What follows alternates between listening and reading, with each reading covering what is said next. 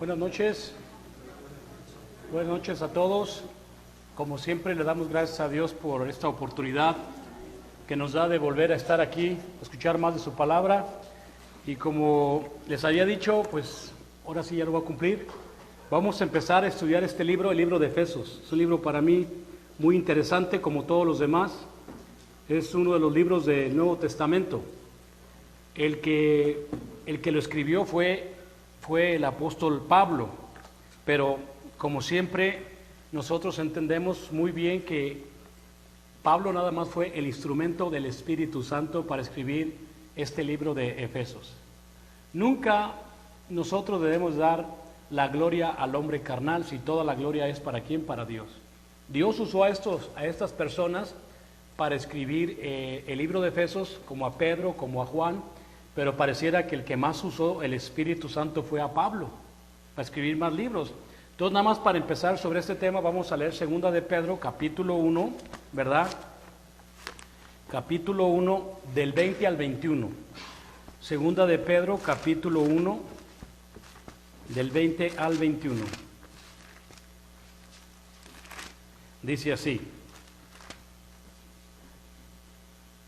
entendiendo primero esto, que ninguna de la profecía de la Escritura es de inspiración privada, porque nunca la profecía fue traída por voluntad humana, sino que los santos hombres de Dios hablaron siendo inspirados por el Espíritu Santo. Es importante que nosotros entendamos muy bien esta idea, porque hay gente que te dice, no, es que la Biblia la escribieron los hombres. Sí, yo le digo sí. Sí le escribieron los hombres, 40 hombres escribieron toda la Biblia, pero todos ellos fueron inspirados ¿por quién? Por el Espíritu Santo, fueron instrumentos del Espíritu Santo. Cosa que de repente si alguien sale y dice que él es reverendo y que Dios le habló en este tiempo, ya Dios no nos habla así por sueños o individualmente, o que una persona esté por allá en el cerro y que Dios le revela cosas, no. Hoy Dios nos ha hablado a través del Hijo. Si tú quieres saber algo, el Hijo te va a dar la respuesta que viene siendo el Nuevo Testamento. Él es el Verbo, Él es la palabra. Vamos a leerlo en Hebreos capítulo 1. Hebreos 1:1. Dice muy claramente cómo nos ha hablado Dios ahora. Hebreos 1:1. Hebreos 1:1 dice, Dios, habiendo hablado muchas veces, de muchas maneras en otro tiempo, a los padres por los profetas, en estos postreros días, que es ahora, nos ha hablado por el Hijo, a quien constituyó heredero de todo y por quien asimismo hizo el universo. O sea, por eso si ahora nosotros quisiéramos hacerle una pregunta a Dios, la respuesta nos la va a dar el Hijo en el Nuevo Testamento. Antes le habló a los padres a través de los profetas. Entonces, si de repente tú me dices que tuviste un sueño, que Dios te reveló quién sabe qué, entonces, pues, si no está en el Nuevo Testamento, eso te lo dijo el otro. Por ejemplo, en Guanajuato, y saben que su servilleta es de Guanajuato, me gusta ir muchas veces, llevo a mis hermanos para allá y les doy un pequeño tour. Y es que de entre San Miguel de Allende a Dolores Hidalgo está un pueblito que se llama Totonilco. Y ahí está una iglesia que es como una réplica de una iglesia de Europa o de Roma. Supuestamente este sacerdote, cuando iba a evangelizar a los indios, en ese pueblito dice que él tuvo un sueño y que Dios le dijo a Felipe Neri que allí hiciera un templo. Es un pueblo casi vacío, no hay nadie. Ahí es un templote grandote ahí. Y es muy viejo ese templo. Pero a lo que voy es que Dios le dio un sueño ahí que hiciera un templo. Entonces, eso no está en el Nuevo Testamento. ¿Sí? Y ahí te metes y están las imágenes de todos los apóstoles, pero no encuentras a Pedro. Y tú ya le preguntas, ¿por qué nomás son 11? Es que a Pedro lo lincharon en el tiempo de los cristeros. O sea que se robaron la imagen de Pedro y nomás vas a ver 11 apóstoles. Pero como quiera que sea, sí hay muchas historias. Ves a Mohammed que le habló el profeta, en la Meca le habló Dios, Alá y que quién sabe qué. Entonces aquí es donde uno dice, bueno, Mahoma es mi salvador, él dio la vida por mí. o Felipe Neri o Constantino. No, al que dio la vida por mí es Cristo. Y por eso Dios me ha hablado a través de él, del Hijo. Entonces, ¿pero qué es el Hijo? Te vas a Juan capítulo 1. ¿Qué es el Hijo? Juan 1. O sea, no pienses que el Hijo es un hombre natural, carnal. El Hijo es esto, dice Juan 1, dice en el principio, Juan 1:1, en el principio era el Verbo, y el Verbo era con Dios, y el Verbo era Dios. Y te vas al versículo 14, dice, y aquel Verbo fue hecho carne y habitó entre vosotros, y vimos su gloria, gloria como del unigénito del Padre, lleno de gracia y de verdad. Ese Verbo se hizo ¿qué? Se hizo carne. ¿Y quiénes lo vieron? Los apóstoles. Ellos son testigos de Cristo, no testigos de Jehová. Ellos vieron la gloria del Padre en el Hijo. ¿Qué fue lo que vieron? Lo más grande que vieron ellos, dos cosas que voy a decir. Número 1, la resurrección de Lázaro, que es cuando Lázaro tenía 4 días muerto y le dijeron a Cristo, oye, le dijeron, está muerto tu amigo. Dijo, está dormido. Y no entendía nada, dijo, está dormido, se va a despertar. Y le dice Cristo a los nombres, está muerto. Y qué bueno que no estemos ahí para que vean la gloria de Dios. Y cuando fueron a la casa de este Lázaro, pues ya estaba muerto Lázaro. ¿Y qué hizo Jesucristo en el cementerio? Lo levantó. Ellos vieron eso. Esa es la gloria de Dios. ¿Qué es la gloria de Dios? Darle vida eterna a los muertos.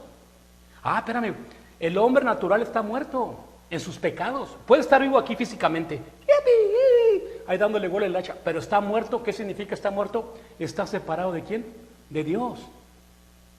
Entonces, cuando la gente cree en el Evangelio por fe, Dios le da vida a esa persona. Jesús dijo, yo he venido para que tengas vida y la tengas en abundancia. Pero los apóstoles vieron eso físicamente y también vieron la resurrección de Jesucristo. Ellos lo vieron, los Gálatas lo vieron. Mucha gente vio la resurrección de Cristo como testigos. Y eso es la gloria de Dios.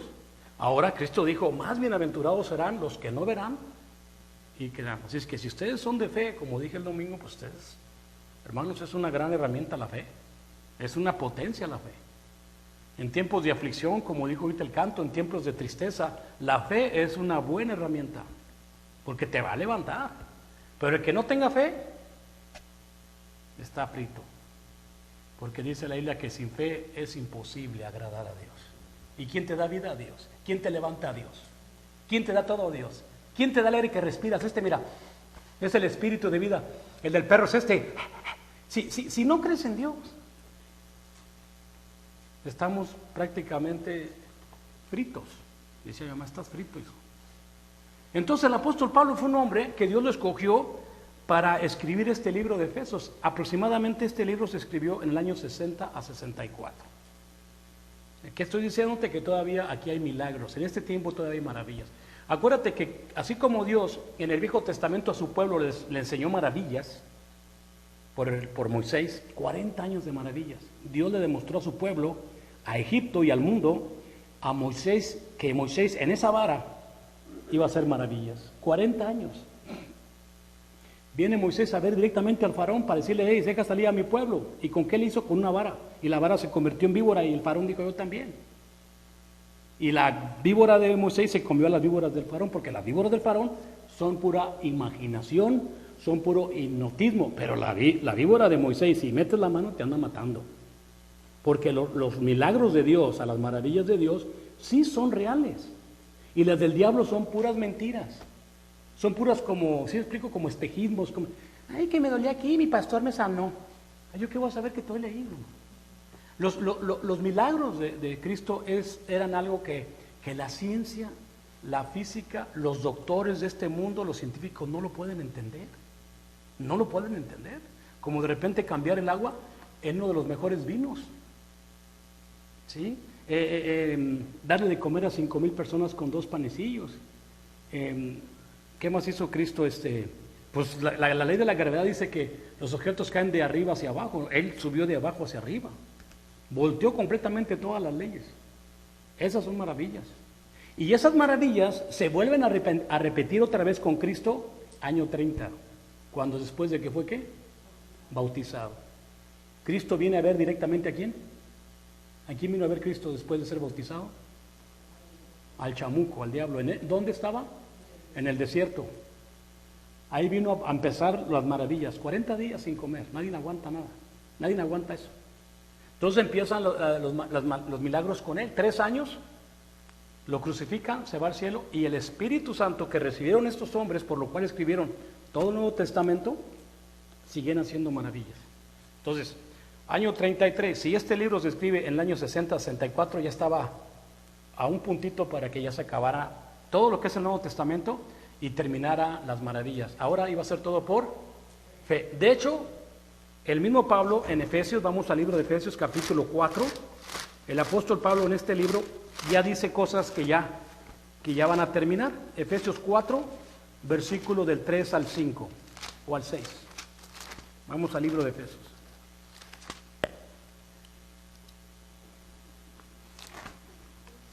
Efesios 4, del 3 al 6. Dice, solícitos en guardar la unidad del Espíritu en el vínculo de la paz. Un cuerpo y un espíritu, como fuisteis también llamados a una misma esperanza de vuestra vocación, un Señor, una fe, un bautismo, un Dios, un Padre de todos, el cual es sobre todos y por todos y en todos. Y aquí el apóstol Pablo dice, ya nomás hay una fe, ya nomás hay un bautizo, y ya nomás hay un Señor y un Padre para todos y en todos. Porque antes de esto estaba la medida bautismal del Espíritu Santo. ¿Sabes qué era eso? Los apóstoles son llenos del Espíritu Santo. ¿Qué significa ser llenos del Espíritu Santo? Llenos de amor y llenos de poder.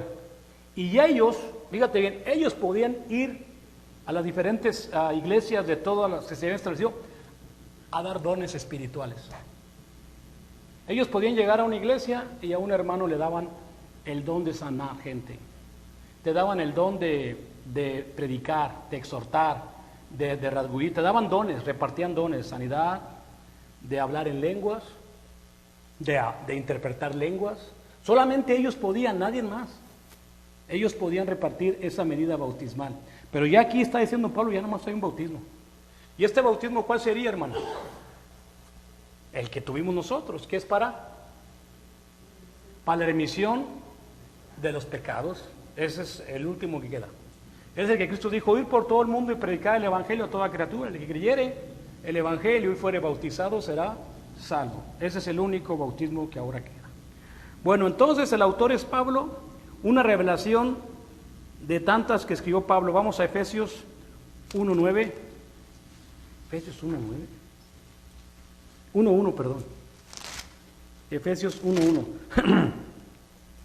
Dice, Pablo, apóstol de Jesucristo por la voluntad de Dios a los santos y fieles en Cristo Jesús, quien está en Efesos. Otra vez Pablo dice, es la voluntad de Dios, es una revelación.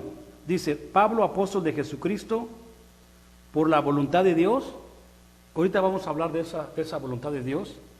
Y fieles en Cristo Jesús, que está en Efeso.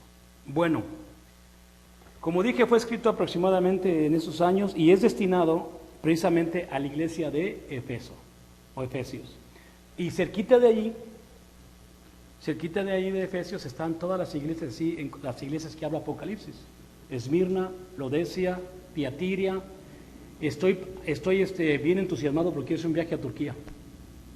Y está barata la comida, hermanos, y la comida se ve riquísima. En Turquía vas a conocer 10 lugares bíblicos. Supuestamente la tierra de Abraham, la tierra de Job, Listra, la tierra donde Pablo le predicó a Timoteo, de ahí era Timoteo de Listra. Vas a conocer Efesos, vas a conocer Antioquía, donde por primera vez se les llama cristianos en Antioquía. ¿Y qué más vas a conocer? Son 10 lugares. Y Constantinopla, que es una ciudad que antes estaba ahí la sede del Vaticano ahí, hasta que los turcos se echaron para afuera, para atrás al Papa, para atrás a Italia. Entonces está en la isla de Patmos. Bueno, hay muchos lugares ahí tan interesantes que son de la Biblia.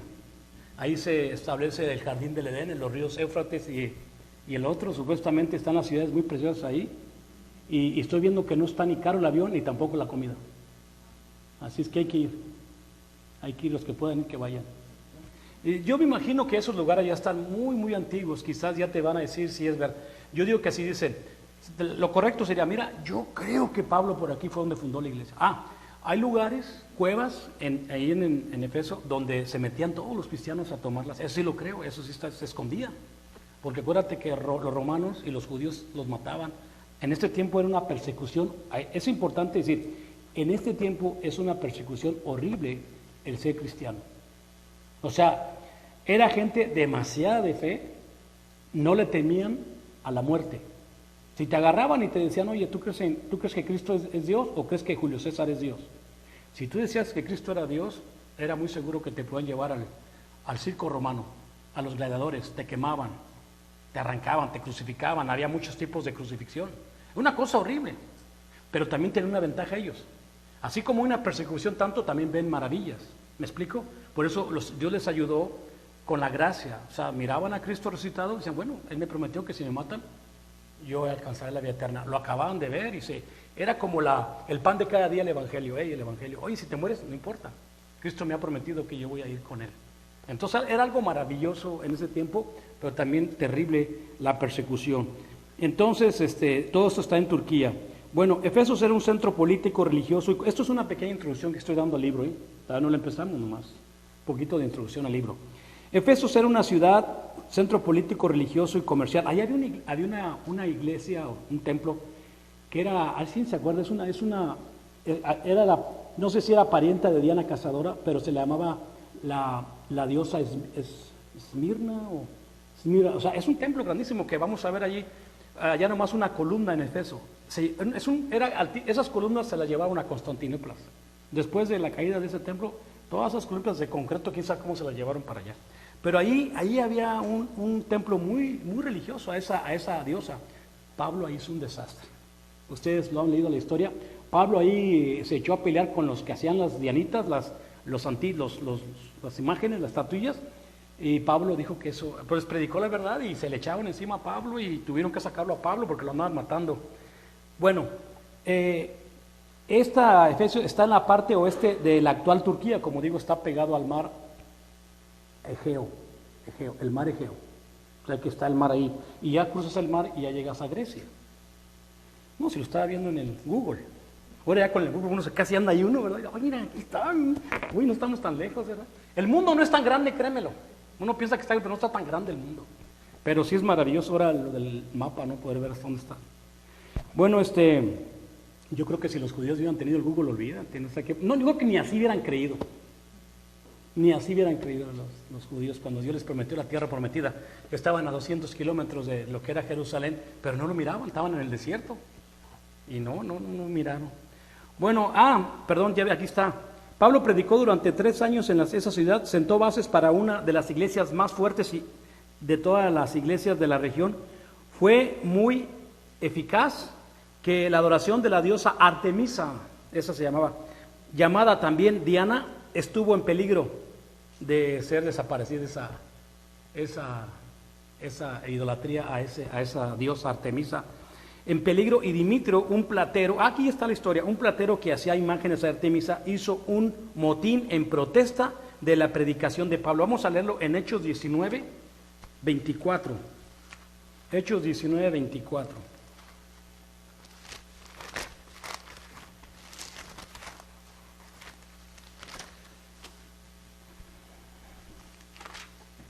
Dice, porque un platero llamado Dimitrio, que hacía de plata templecillos de Diana, daba no pocas ganancias a los artífices, a los cuales, reunidos con los obreros del mismo oficio, dijo, varones, sabéis que de este oficio obtenemos nuestra riqueza.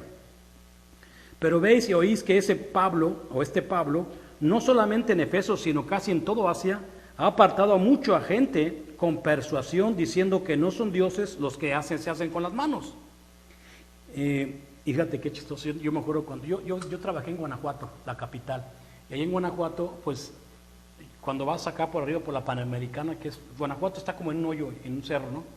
Y cuando vas manejando por toda la Panamericana, encontraba muchos lugares donde los artífices hacían estatuillas de, pues, que la Virgen de acá, que quién sabe qué, ¿no? Yo pasaba por ahí los sábados porque dejaba a los trabajadores y observaba que todos los que estaban haciendo andaban bien caguameros, echaban su caguama, ¿sí? Y tomando y dándole la pintura a las imágenes.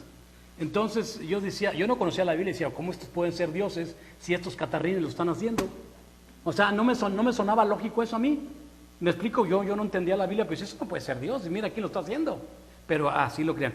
Pues aquí está pasando lo mismo. Y no solamente hay peligro de que nuestro negocio venga a desacreditarse, porque es un negocio, la verdad, todo eso es un negocio, pero buen negocio. Venga a desacreditarse, sino también que el templo de la gran diosa Diana sea estimado en nada y comience a ser destruida la majestad de aquella a quien venera todo Asia y el mundo entero. De hecho, en el reportaje que vi, ese templo sí fue completamente destruido, nomás queda una columna de esa iglesia o de ese templo.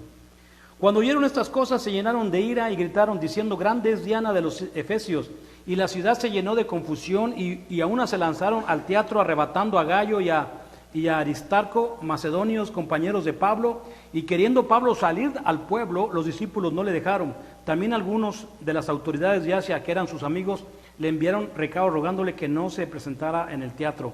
Unos pues gritaban una cosa, otros otra, porque la concurrencia estaba confusa, y los más no sabían por qué se habían reunido.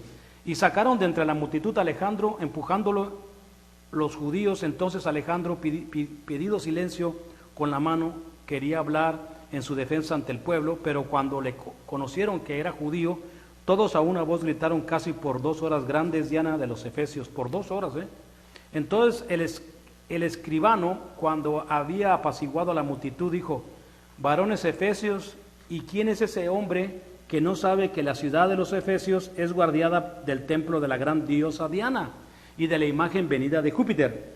Esto viene de los romanos, porque supuestamente el día de Júpiter era el 25 de diciembre, lo cambiaron por Navidad, pero era muy famoso Júpiter, era el mero dios de todos los romanos. Puesto que esto no puede contradecirse, es necesario que os apaciguéis y que nada hagáis precipitadamente, porque habéis traído a estos hombres sin ser sacrilegios ni blasfemadores de nuestra diosa, que si Demetrio y los artífices que están con él tienen pleito contra alguno, audiencias se conceden y procónsules hay. Fíjate qué bonito, todavía en ese tiempo ya estaba una especie de orden legal, Fíjate, hace 2000 años, ahorita no se pueden entender. Dice, acúsense los unos a los otros, y si demandáis alguna otra cosa en legítima asamblea se puede decidir. ¿Cuál es el problema?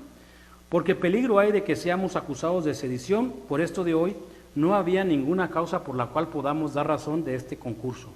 Y habiendo dicho esto, despidió a la asamblea. Ahí está lo que estaba diciendo el apóstol Pablo, pues ya había hecho lo que Cristo dijo. ¿Qué dijo Cristo? Cristo dijo, yo no vine a traer paz a la tierra. Pablo estaba haciendo lo mismo. Dijo, yo he venido a poner al hermano contra la hermana, al padre contra el hijo y al hijo contra la madre. ¿Por qué? Es lo que está haciendo Pablo. Está diciendo, ¿sabes qué? Te pongo esta duda. Esa diosa no es Dios. Es puro materia. Y sí, el que tiene oídos oía, y el que tiene mente pensaba. Tras el motín, Pablo salió de la ciudad. Más tarde, Timoteo y Juan, el apóstol, continuaron la obra que Pablo, en el Espíritu Santo, había comenzado. Ustedes lo pueden leer, Apocalipsis 2 y el 3, cuando Juan, Dios le reveló el Apocalipsis de la iglesia de Efeso. Efeso, una ciudad muy importante religiosamente por la diosa Artemisa, diosa de la fertilidad. Muchas construcciones, 2 templos muy grandes. Uno se construyó año 323 antes de Cristo, una de las 7 maravillas del mundo antiguo. El templo de Artemisa, los ingleses después de mucho tiempo pues yo creo que lo destruyeron. Es que no me entiendo mi letra. Porque lo que vi ya no vi nada, ya no vi una columna. Pero es que acuérdate, los ingleses empezaron a conquistar Turquía y otros lugares, ¿no? Bueno, pero Efeso era uno de los lugares donde estaban las 7 iglesias a las que hace referencia el libro de Apocalipsis, escrito por el apóstol Juan. Apocalipsis 2, del 1 al 7. A ver, vamos a leerlo, nada más ya para empezar ahora sí. Y ahora sí vamos a empezar,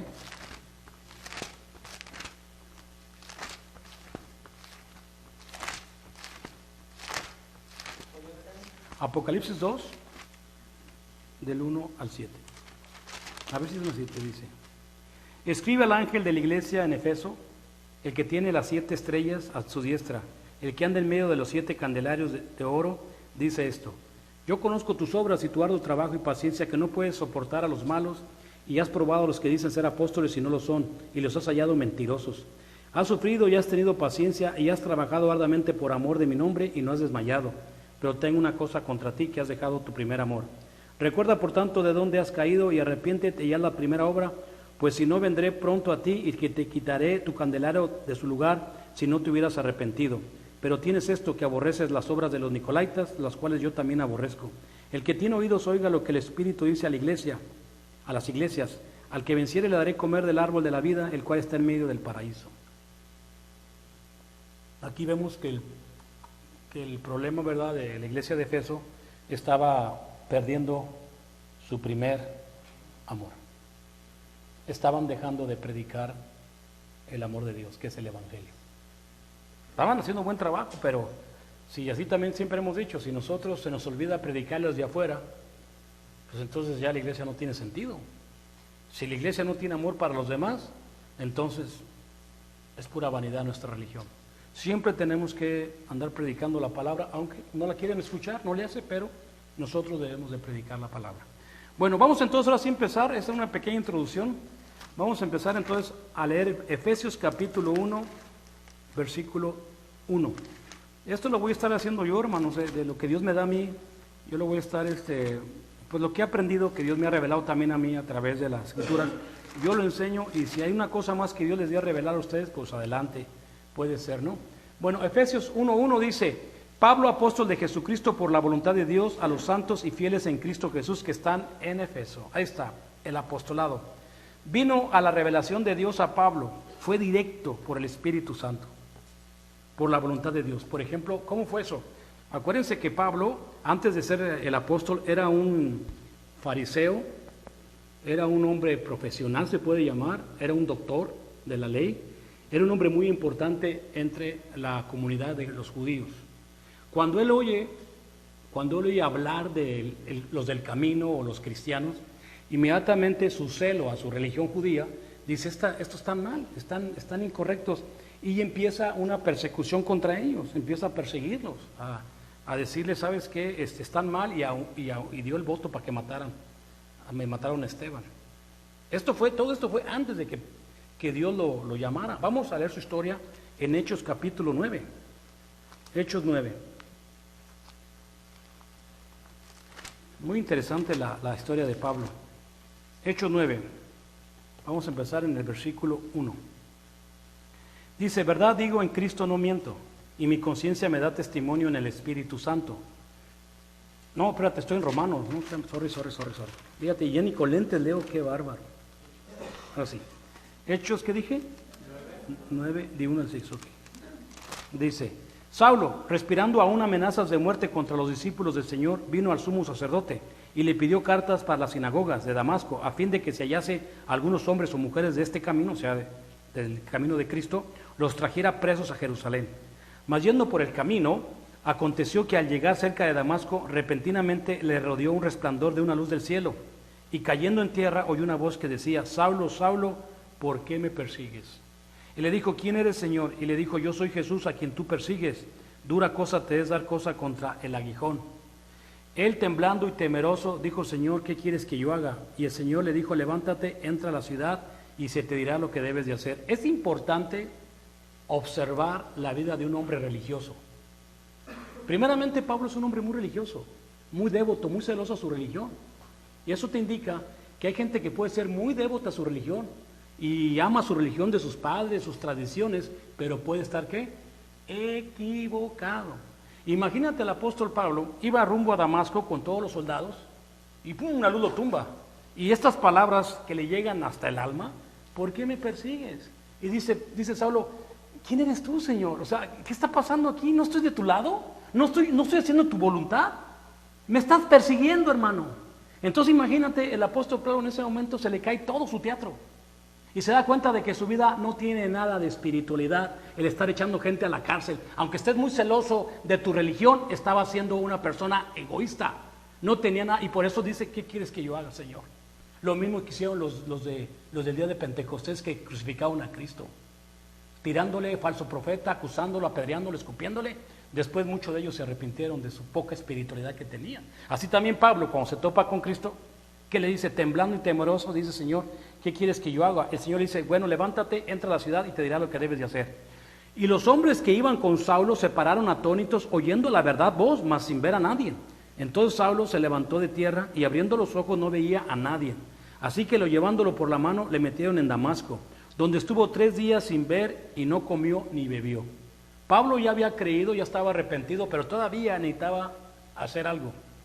Y habiendo entonces en Damasco un discípulo llamado Ananías, a quien el Señor dijo en visión, Ananías, y él respondió, heme aquí, Señor. El Señor le dijo, levántate y ve a la calle que se llama Derecha, y busca en la casa de Judas a uno llamado Saulo de Tarso, porque he aquí, él ora. También en Turquía está la ciudad de Tarso. Ahí está, es donde nació Pablo. Dice, y ha visto en visión a un varón llamado Ananías, que entra y le pone las manos encima para recobrar la vista. Entonces Ananías respondió, Señor, he oído de muchas acerca de este hombre.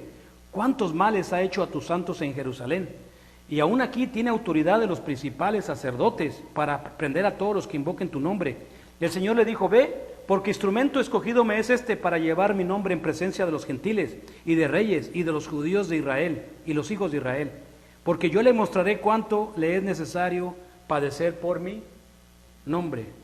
Observemos entonces la conversión de Pablo. Ya después sabemos que Ananías fue a verlo y le da su vista para atrás. ¿Y qué le dice ahora? Pues, ¿por qué te detienes? Levántate, bautízate y lava tus pecados. Pero observamos claramente cosas importantes. Primeramente, pareciera que era un asesino que está persiguiendo a los cristianos. Pero cuando Ananías le dice, este hombre es una amenaza para tus hijos. Y lo que le dice me llama mucho la atención. Porque me es instrumento escogido para llevar el evangelio a los gentiles. Esa es la razón ¿Qué número es el apóstol Pablo? El 13. Mucha gente muy religiosa no sabe que hubo 13 apóstoles. 12 para las 12 tribus de Israel y el último que es para nosotros, que es Pablo. Entonces Pablo, Dios lo agarra fuera de tiempo, lo agarra casi en el aire, ¿no? O sea, lo encuentra acá aparte. Y le dice a Ananías, porque yo le mostraré cuánto le es necesario padecer por mi nombre. Y yo les pregunto, aquí es donde empieza mi pregunta, porque muchos, por eso decía yo el domingo, ¿cómo dijo Job? ¿Acaso nomás de Dios recibimos bienes y no males? No, la mayoría de la gente que Dios ha escogido son gente que casi los mataron. A los profetas, a todos sufrieron por causa de llevar el mensaje de Dios. Y Pablo pues no fue la excepción, a él lo mataron en la isla de Patmos. ¿Ok? Entonces tenemos que observar cómo dice Dios, me es escogido, para que a todos porque así como Dios llamó, aunque sea Pablo directamente, ahora Dios nos llamó por el mismo Espíritu Santo, porque Pablo está diciendo, en el Espíritu Santo no miento, es que el Espíritu Santo que Pablo tenía, se lo predicó a otro, se lo predicó a otro, se lo predicó a otro y a otro y a otro, hasta que llegó a nosotros. El mismo Espíritu Santo, que cuando lo oímos, ¿verdad? Lo oímos, lo entendimos, ándale, esto es lo que yo ando buscando. Esto es lo que yo quiero buscar, la palabra de Dios. Yo no quiero ir hombre, ni a mi madre, ni a mi padre. Yo quiero ir a Dios. ¿Por qué? Porque Dios es el que me va a salvar, el que me da la vida. A mi madre no me la va a dar, ni mi padre tampoco. ¿Me explico? Por eso yo me acuerdo cuando yo entendí el Evangelio, le hablé a mi mamá y le dije, mamá, fíjate, ¿sabes qué? A que me acabo de bautizar, me dijo, ay, qué bueno, me da mucho gusto, hijo. Todo lo que sea para que cambies. Era un diablo. Todo lo que sea para que cambies, hijo. ¿Qué otra persona que se bautizó le habló a su mamá y le dijo, mamá, me acabo de bautizar? ¿Qué? Te desheredo.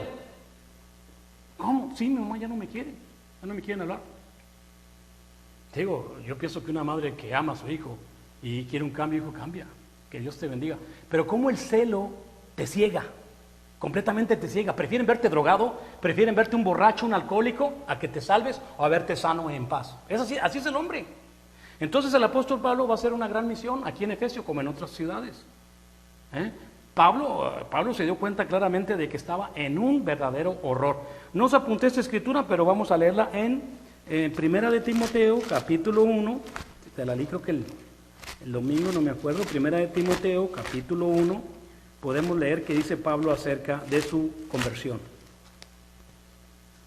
Primera de Timoteo, capítulo 1, versículo 12.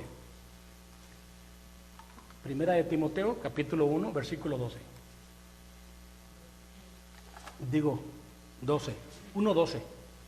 Capítulo 1:12. Doy gracias al que me fortaleció, o sea, ¿a quién? A Cristo Jesús. ¿Cuándo lo encontró? En el camino rumbo a Damasco. Dice, porque me tuvo por fiel poniéndome en el ministerio, habiendo yo sido antes blasfemo, perseguidor e injuriador, mas fui recibido a misericordia. ¿Por qué? Porque lo hice por ignorancia e incredulidad. Pero la gracia de nuestro Señor fue más abundante con la fe y el amor que es en Cristo Jesús, palabra fiel y digna de ser recibidas por todos, que Cristo Jesús vino al mundo para salvar a los pecadores, de los cuales yo soy ¿qué? El number one, el primero. O sea, el apóstol Pablo está diciendo exactamente lo que fue su vida antes de venir a ser el apóstol. Injuriador, perseguidor, ¿verdad? Inclusive, como digo, dio voto para matar a Esteban. Pero dice, lo hice por ignorancia. Hoy, en este tiempo, ya Dios no va a aceptar la ignorancia. Porque hay gente que se la va a querer llevar así, ¿no? Yo creo que si yo no sé nada, allá Dios me va a perdonar, o lo que pase allá. Dios dice que ya no va a aceptar ignorancia. Por eso escribió estas palabras. Para que el hombre no sea ignorante de su salvación o de su condenación. Ya no va a ser ignorante. Si en el Viejo Testamento, acuérdate que los que se morían se iban a la condenación porque todos habían pecado, no había remisión de pecados. Pero ahora tú le das el poder. Yo le doy el poder a Satanás. Si yo quiero vivir en la carne, ¿verdad? Si yo quiero vivir en el pecado, yo le doy mi poder, le doy mi alma a Satanás, y cuando yo muera, no me espera ninguna gloria, me espera el infierno o lo que vaya a ser, apartado de Dios eternamente, no más vida. Pero eso tú se lo das ahora. Y antes no tenían ese privilegio en el Viejo Testamento. Ahora Dios te da las llaves, te da las instrucciones para que tú puedas salvarte. Y Pablo luego las agarró. Pablo dijo, yo soy palabra fiel y verdadera sus palabras. Te está prometiendo vida eterna.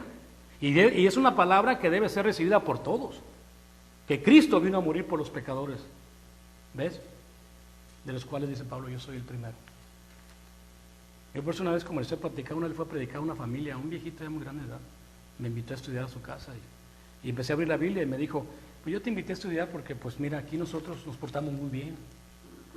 Mira, mi hija es contadora y mi hijo trabaja en el banco. Y pues aquí somos gente, pues, yo no sé qué me quiso decir que eran gente de quién sabe qué.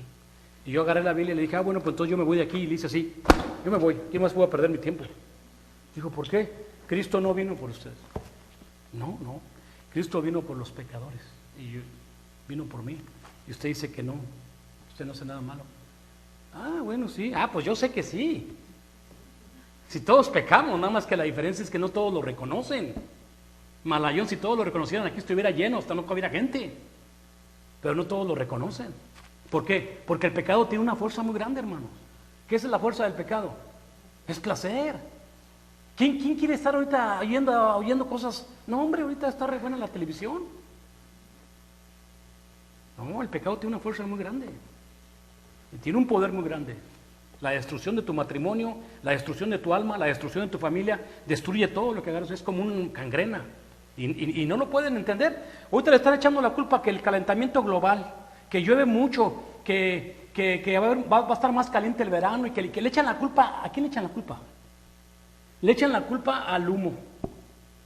Le echan la culpa que de esos aerosoles que están quemando la capa de ozono. Pero tú crees que están echando la culpa a su pecado. ¿Sabes por qué está pasando todo esto? Eso lo vas a encontrar en Romanos 1:18.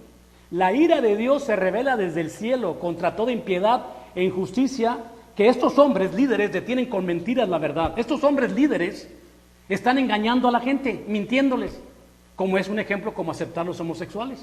Es una mentira. Y Dios está enojadísimo por eso. ¿Y sabes cómo se revela Dios? Con la ira viene desde el cielo. O sea que si tú tenías antes una hectarita donde sembrabas maicito en temporal, porque es cuando llueve temporalmente, esperabas las agüitas, ahora no te llega nada, ya no llueve. Y si llueve el domingo llovió, pero bastante. Yo pienso que llovió todo lo que llueve todo el año, ¿verdad? Que 3, 4 pulgadas, parece que en un día Dios nos avienta todo el agua de un año. Y no antes allá en mi tierra, que en estos tiempos, en enero, no, ya no llovía. Pero ahora está volviendo a llover. Pero en estos tiempos la gente sembraba garbanzo. Bien rico el garbanzo con su chilito y su limón. Y se llamaba, es que la gente sembraba en los cerros el garbanzo y caían le llamaban las cabañuelas. Y se levantaba, ¿sabes? Dejó de llover completamente. Ya no llovió ni enero ni febrero. Ahora ya está volviendo a llover. Después de, no sé, 30 años no había llovido hasta ahí otra vez. O sea, es un desorden que ni te llega la lluvia cuando tú quieras ni nada. ¿Por qué? Porque Dios está molesto. Pero no es el humo. El calentamiento global no es lo que dice el hombre. Segunda de Pedro, capítulo 3, versículo 9. Te lo voy a leer. Segunda de Pedro, capítulo 3, versículo 9. Dígate lo que dice la Escritura.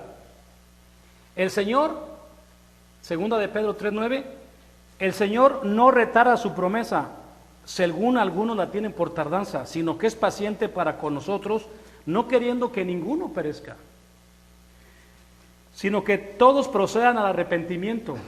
Pero el día del Señor vendrá como ladrón en la noche, en las cuales los cielos pasarán con gran estruendo, y los elementos ardiendo serán deshechos, y la tierra y las obras que en ella hay serán ¿qué? Quemadas. ¿Qué sabes tú si ya Dios puso la torcha abajo del centro de la tierra? Aquí te está diciendo que la tierra y las obras que hay en la tierra van a ser ¿qué? Quemadas. Pues ya está calentando la tierra, mi amor. Mejor ya Dios está preparando como cuando vas a preparar la carne asada, ya prendió la leña abajo, ya está quemando. Porque va a ser una cosa terrible, pero Él es paciente. Eso sí te lo garantizo. Si hay alguien paciente en este salón, es Dios. Él no quiere que ninguno perezca, que todos procedan ¿qué? Al arrepentimiento. ¿Qué significa arrepentimiento? Perdón.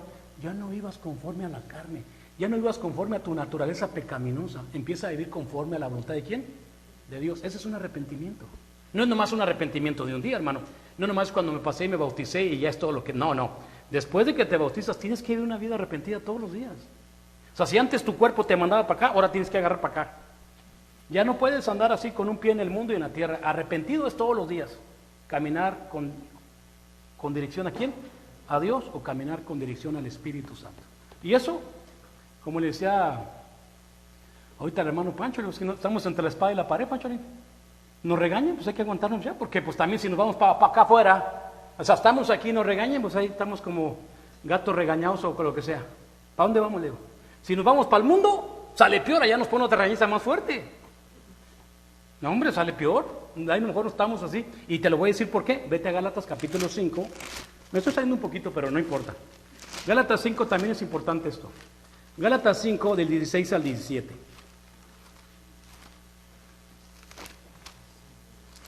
Dice la palabra de Dios.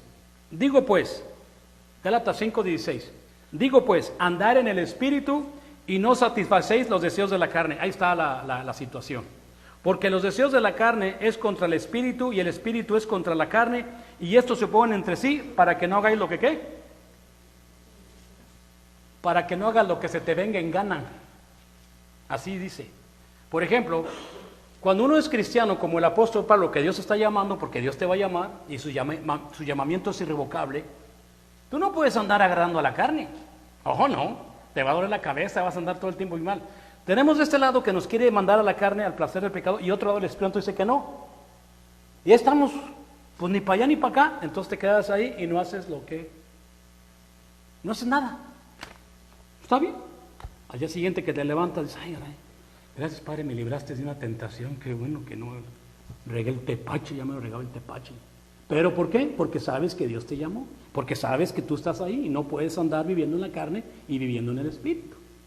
¿Sí me explico? Entonces, el apóstol Pablo no tenía otra más que predicar la palabra. Y él dijo, y hay una escritura que dijo, y más me vale, ¿verdad? Más me vale no predicar la palabra de Dios. Más le valía al Pablo, ¿no? Porque él ya sabía todo lo que Dios le había revelado. Bueno, entonces ya vimos su elección. Pablo escribe esta carta para los hermanos en Efesos. Pablo fue llamado por Dios, como ya lo leímos en Hechos 9, 15 y 16, cuando dijo, este me he llamado para que sepa cuánto es padecer por causa de mi nombre, que le va a llevar el evangelio ¿a quién? A los gentiles. Acuérdense que nosotros somos los gentiles ahora. En el Viejo Testamento estaban los judíos y los gentiles. ¿Cuál es la diferencia entre los judíos y los gentiles? ¿Alguien puede decir la diferencia en el Viejo Testamento entre un judío y un gentil? El pueblo de Dios eran los judíos y el gentil. Eran abominables porque ellos tenían otros dioses. Ellos no creían en Jehová.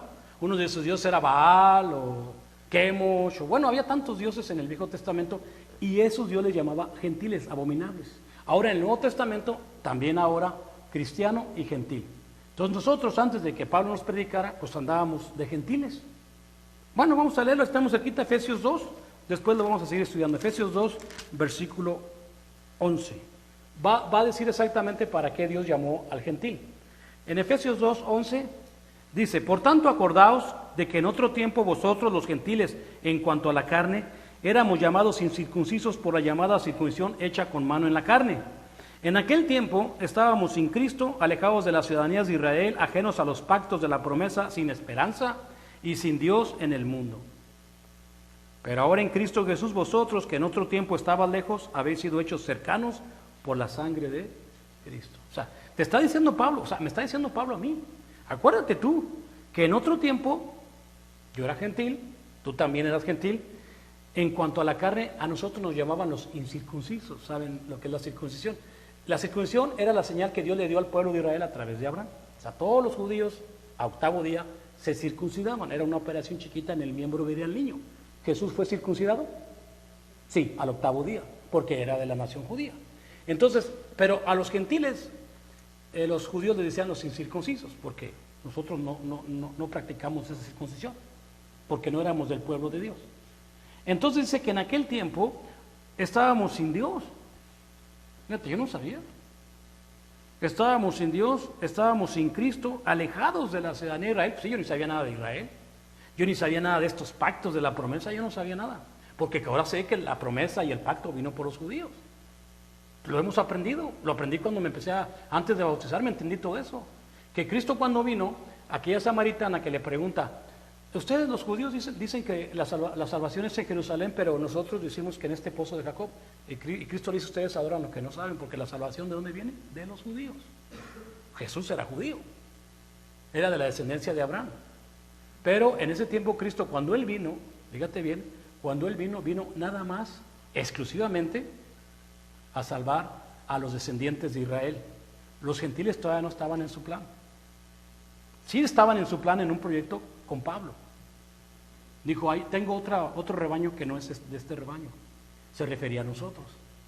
Qué hermosura que nosotros alcanzamos la promesa de la gracia de Dios también. ¿Ves? Y eso es bueno. Yo digo, wow, ¿qué me pasaría si Dios no se hubiera acordado de nosotros?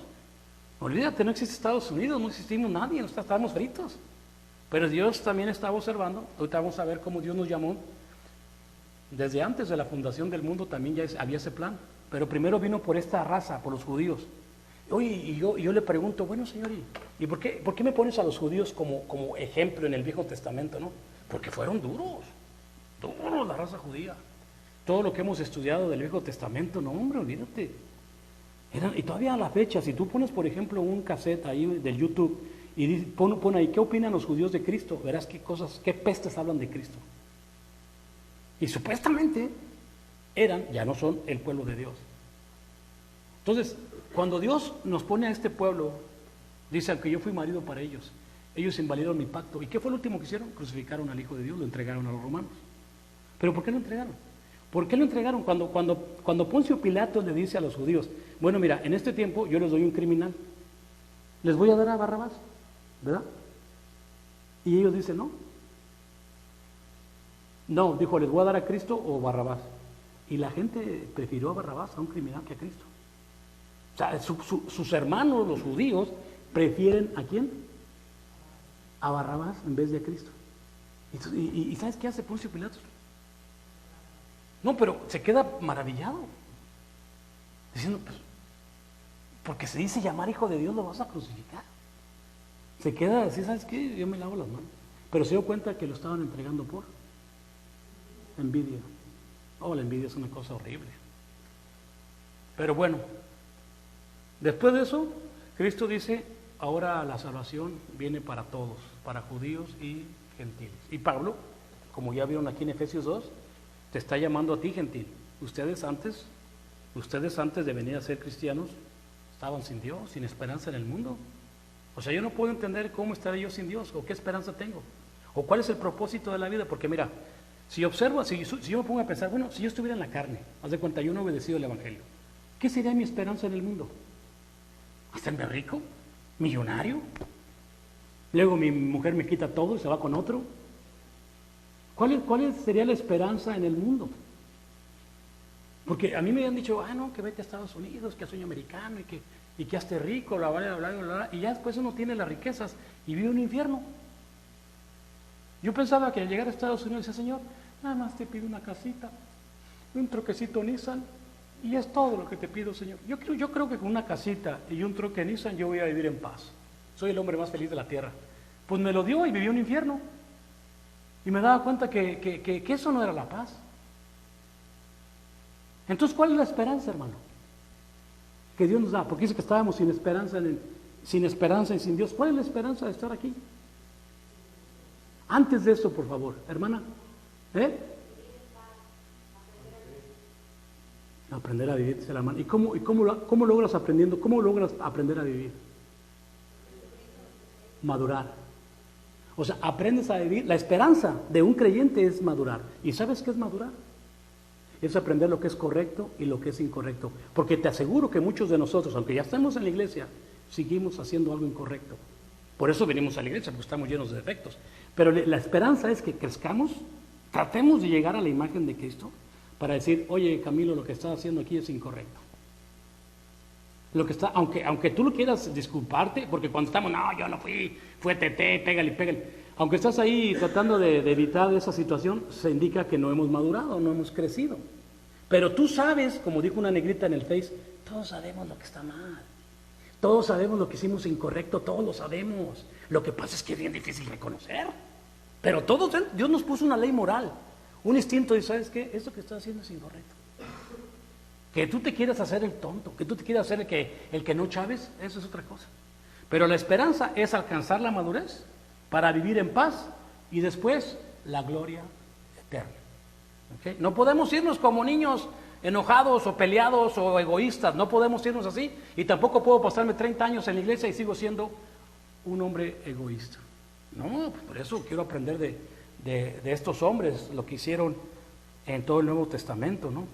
Bueno, hermanos, entonces fue Pablo llamado, un llamamiento para la obra, y ese llamamiento es irrevocable. Voy a terminar con esa escritura y quiero que se vayan pensando en esto. Es un llamamiento irrevocable. Cuando Dios te llama, te llama. Vamos a ver qué dice Romanos 11, del 25 al 30. Romanos 11, del 25 al 30.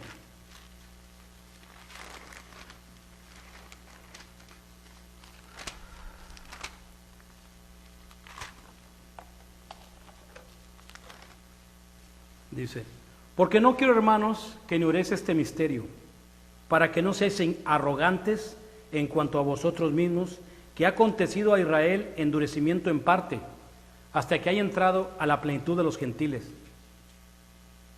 Y luego todo Israel será salvo, como está escrito, vendrá de Sión el libertador, y apartará de Jacobo la impiedad, y este será mi pacto con ellos, cuando yo quite sus pecados.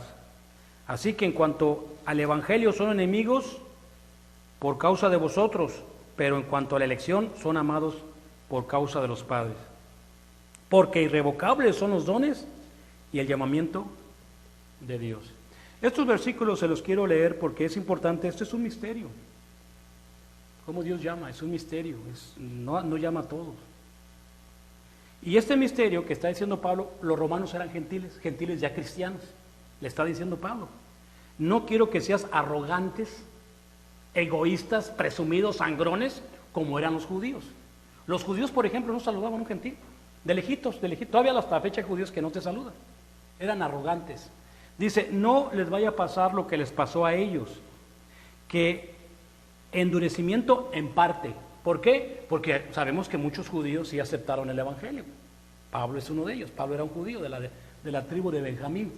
Pero en parte de ellos se endurecieron hasta que hayan entrado toda la plenitud de los gentiles, que entre todo lo que va a entrar, o sea, nosotros, porque ya para Dios no hay judío, no hay gentil, ahora es un cristiano, un hijo de Dios espiritualmente.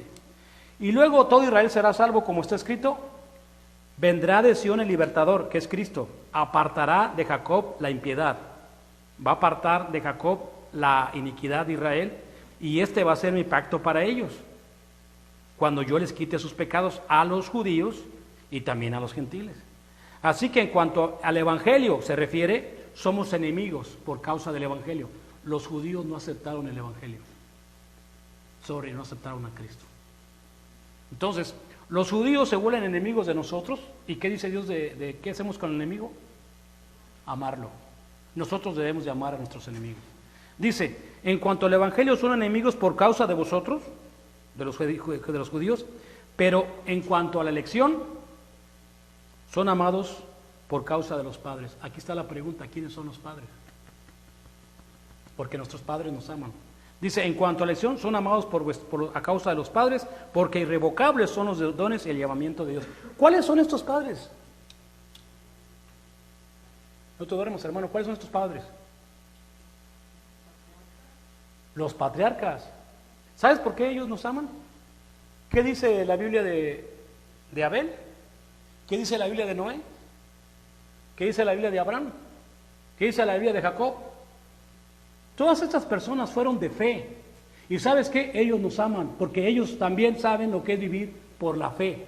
Por la fe Noé conquistó y predicó, aunque él no miraba que llovía. Abel fue asesinado por su hermano por la fe. Por la fe Abraham dejó su tierra, su parentela, para irse con su esposa Sara y le prometió una descendencia. Por la fe miraron cosas que todavía no miraban. Estas personas, estos eran los padres de la fe. Estas son las personas que debemos de imitar. No los judíos rebeldes, los que no aceptaron el Evangelio, los que no quisieron.